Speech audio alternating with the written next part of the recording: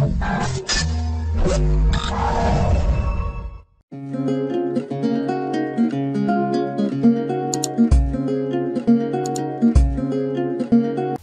alaikum wa rahmatullahi ta'ala wa barakatuh.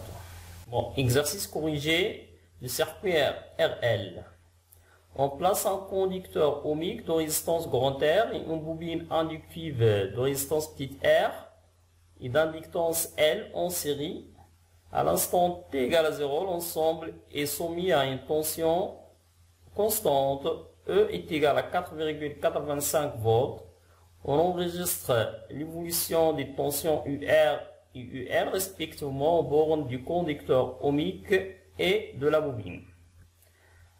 Donc la courbe rouge représente la variation du UR en fonction de T, la variation de la tension en borne de résistance R, et la courbe noire représente la variation de la tension UL en fonction de T.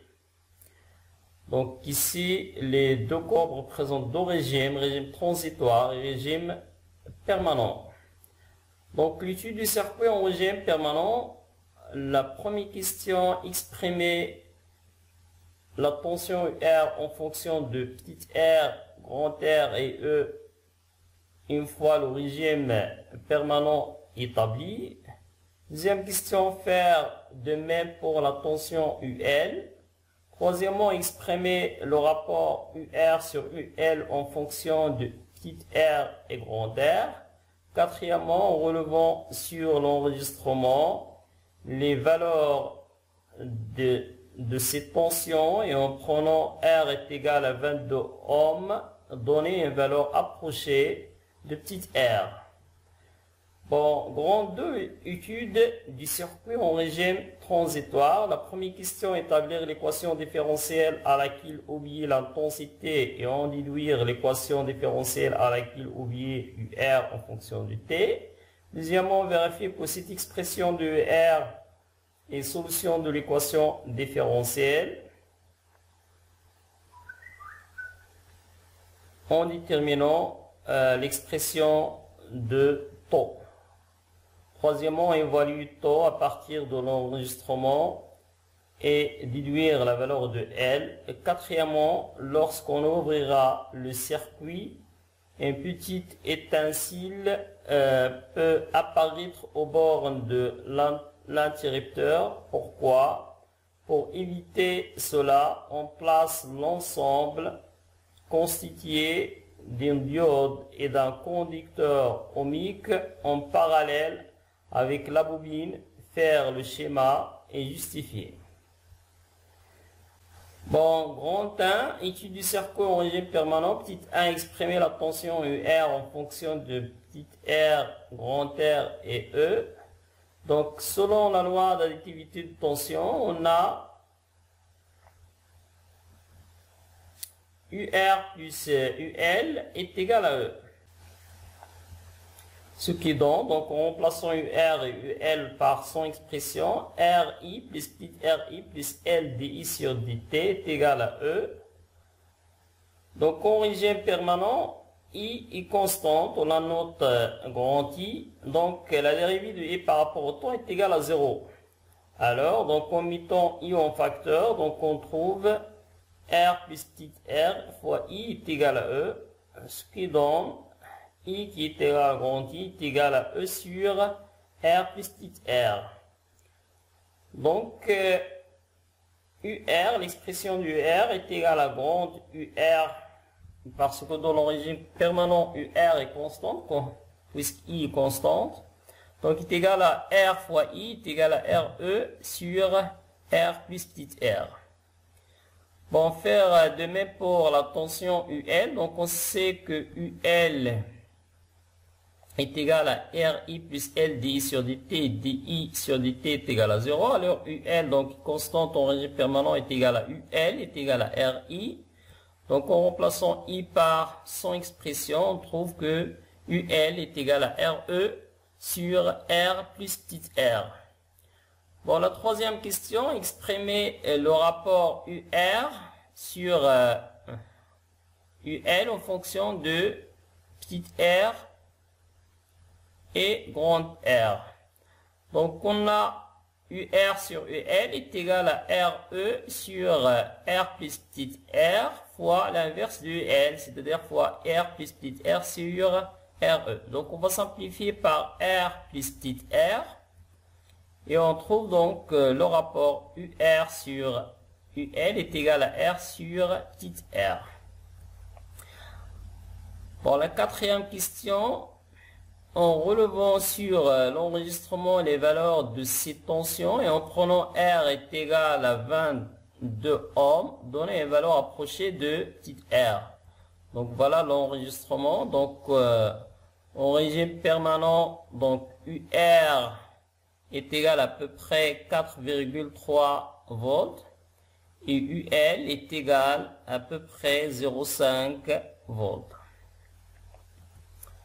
Donc, et d'après cette relation, petit r est égal à R fois UL sur UL sur ER est égal à 22 fois 0,5 sur 4,3 est égal à 2,5 ohms.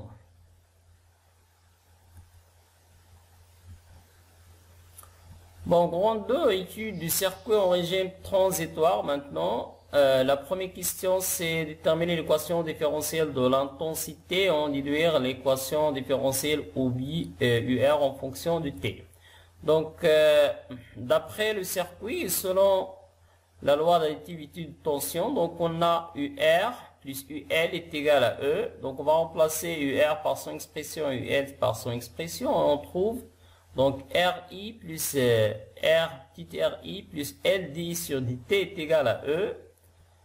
Donc on met en facteur I, donc on trouve R plus petit r facteur du I plus LDI sur DT est égal à E. Alors on va diviser par R plus petit r et on trouve donc l'équation différentielle demandée du I. Donc I plus L sur R plus petit r, D sur DT est égal à E sur R plus petit r. Or, on sait que I est égal à UR sur grand R. Donc, la dérivée de I est égale à 1 sur R d'UR sur dt. Alors, on va remplacer...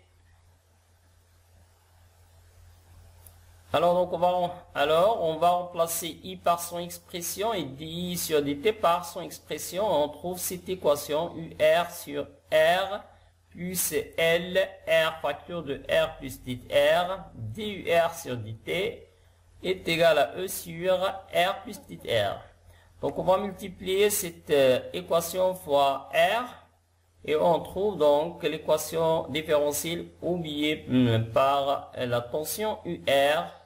Donc UR plus L sur R plus petit r, DUR sur dt est égal à RE sur R plus petit r.